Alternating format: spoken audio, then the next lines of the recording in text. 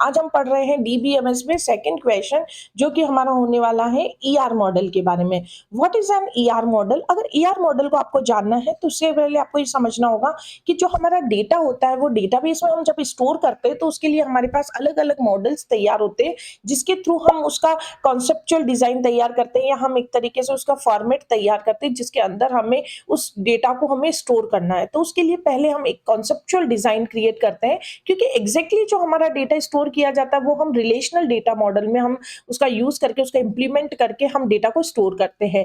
But before the relational database model हम जो ER model है उसका यूज करते हैं हम उसको एक कॉन्सेप्चुअल डिजाइन देने के लिए, और यही कॉन्सेप्चुअल डिजाइन हमारी इस डेटाबेस को इंप्लीमेंट करती है रिलेशनल डेटाबेस मॉडल में। तो एग्जैक्टली जो ईआर मॉडल होता है वो एक high level conceptual data model है जिसका यूज हम किसमें करते हैं, डेटाबेस डिजाइन करने में करते हैं। और एक तरीके से ये रियल वर्ल्ड जो ऑब्जेक्ट्स होते हैं, रियल वर्ल्ड जो एंटिटीज होती है, कॉन्सेप्ट्स होते हैं, उनके बीच में कनेक्शन को रिप्रेजेंट करने का वर्क करती है और एक तरीके से हमें एक फाउंडेशन, एक ब्लूप्रिंट तैयार करके देती है जिसका यूज हम फिर रिलेशनल डेटाबेस मॉडल में कर सके। It means direct relational database model में डेटा को स्टोर करने से पहले हम उसका जो एक ब्लूप्रिंट तैयार करना चाहते हैं, हम उसका एक जो बिल्डिंग तैयार करना चाहते हैं वो हम किस में कर सकते हैं, ईआर मॉडल में कर सकते हैं। तो यहाँ पर हम ईआर मॉडल के कोर कंपोनेंट्स को डिस्कस करते हैं कि एग्जैक्टली जो ईआर मॉडल होता है उसमें कौन कौन से कंपोनेंट है जिसका यूज हम करते हैं। तो उसमें फर्स्ट है एंटिटीज, फिर है attribute and third is relationship. इन तीनों का यूज करके हम ईआर मॉडल या ईआर डायग्राम का को रेडी करते हैं और उसमें हम डेटा को कॉन्सेप्चुअल वे में रिप्रेजेंट करते हैं। यहाँ पर एंटिटी का मतलब होता है जो रियल वर्ल्ड होता है हमारा, उसमें जो भी एग्जिस्ट करता है, these all are called entities. Just like अगर सपोज करो स्टूडेंट है, कस्टमर है, कोई मोबाइल है या कोई भी किसी भी तरह का ऑब्जेक्ट है, तो वो सब हमारे रियल वर्ल्ड में अगर एग्जिस्ट करता है तो हम उसको क्या बोल सकते हैं, कोई ना कोई वो एंटिटी है। जस्ट लाइक यहाँ हमने एक एग्जांपल लिया है कि स्टूडेंट और प्रोडक्ट, ये हमारे क्या है, कुछ एंटिटीज हो सकते हैं और इनको जो रिप्रेजेंट करते हैं हम डायग्राम में, उसके लिए हम रेक्टेंगल का यूज करते हैं। उसी तरीके से जो एट्रीब्यूट्स है हमारे, तो एट्रीब्यूट्स का मीन्स होता है कि जो हम एंटिटीज जिनको हम स्टोर करना चाहते हैं तो उससे रिलेटेड जो पर्टिकुलर उनकी इंफॉर्मेशन होती है, उनकी जो प्रॉपर्टीज होती है, उनके लिए हम एट्रीब्यूट डिसाइड करते हैं।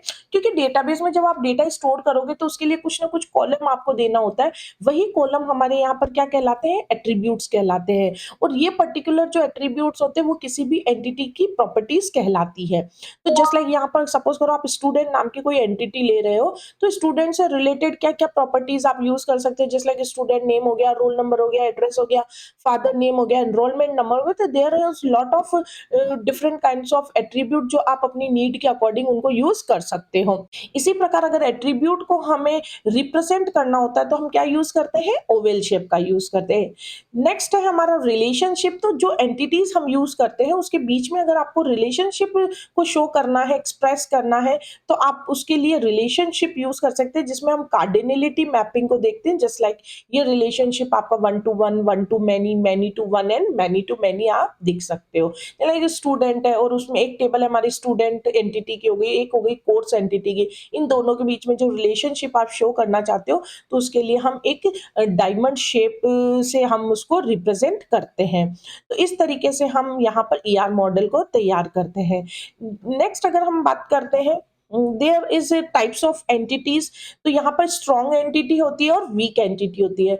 स्ट्रॉन्ग एंटिटी इट मींस वो एंटिटी जो किसी और पे डिपेंड नहीं होती या हम उसे यूनिकली आइडेंटिफाई करने के लिए यूज करते हैं। तो ऐसी एंटिटीज जिनका यूज हम यूनिकली आइडेंटिफाई या प्राइमरी की आप उसको डिफाइन कर सकते हो, तो इस तरह की जो एंटिटीज होती है उन्हें हम स्ट्रॉन्ग एंटिटी बोलते हैं। जस्ट लाइक स्टूडेंट का रोल नंबर हो गया, उसका आधार नंबर हो गया, पेन नंबर हो गया। इट मींस ऐसे एट्रीब्यूट जिनको हम यूनिकली आइडेंटिफाई कर सकते हैं, तो वो हमारी स्ट्रॉन्ग एंटिटी कहलाती है। और वीक एंटिटी का इट मींस होता है कि जब वो किसी और पे डिपेंड, उसकी एग्जिस्टेंस जो होती है वो किसी और पे डिपेंड करती है। जैसे लाइक रिजल्ट हो गया, तो रिजल्ट जो है वो स्टूडेंट के रोल नंबर पे डिपेंड करता है। तो यहाँ पर वीक एंटिटी का मतलब होता है जो डिपेंडेंसी किसी और एंटिटी पर रखती हो। इट मींस यहाँ पर मार्क्स हमारे वीक एंटिटी हो सकते हैं। और इसको जो रिप्रेजेंट करते हैं हम, डबल डायमंड जो होता है उससे हम इसको रिप्रेजेंट करते हैं। आई होप आपको ये समझ में आया होगा। अगर इससे रिलेटेड कोई क्वेरी आपको लगती है तो आप मुझसे कमेंट बॉक्स में कमेंट करके पूछ सकते हैं। की टर्मिनोलॉजी जो यहाँ देखते हैं तो एंटिटी जो होती है वो डिफरेंट टाइप्स की हो सकती है, जैसे लाइक एंटिटी सेट होते हैं, एंटिटी इंस्टेंस होते हैं। यहाँ पर एंटिटी जो टाइप होते हैं, इट मीन्स कि जो रिलेटेड एट्रीब्यूट्स को यूज करते हैं, वो सब सेम कैटेगरी में जब रखे जाते हैं तो उनको हम एंटिटी टाइप बोलते हैं।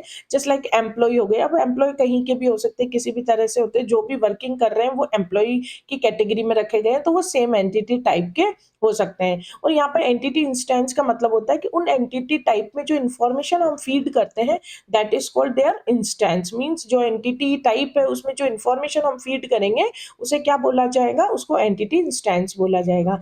यहाँ पर प्राइमरी की का कॉन्सेप्ट बहुत इंपॉर्टेंट होता है, क्योंकि किसी भी डेटा को, किसी भी एंटिटी को यूनिकली आइडेंटिफाई करने के लिए हम प्राइमरी की एट्रीब्यूट का यूज करते हैं, और जिसे हम अंडरलाइन जो ओवेल होता है उसमें जो अंडरलाइन करके हम उसको रिप्रेजेंट करते हैं। यहाँ पे कार्डिनलिटी का मीन्स होता है कि जो हम न्यूमेरिकल रिलेशनशिप डिफाइन करते हैं, it means just like 1 to 1, 1 to many, many to 1, many to many। तो यहाँ पर आप इस रिलेशनशिप को एक्सप्रेस करके अपने ईआर डायग्राम को या अपने जो कॉन्सेप्चुअल डायग्राम है उसको इजीली रिप्रेजेंट कर सकते हो कि कौन सी एंटिटी का रिलेशनशिप किसके साथ आपने एस्टेब्लिश किया है।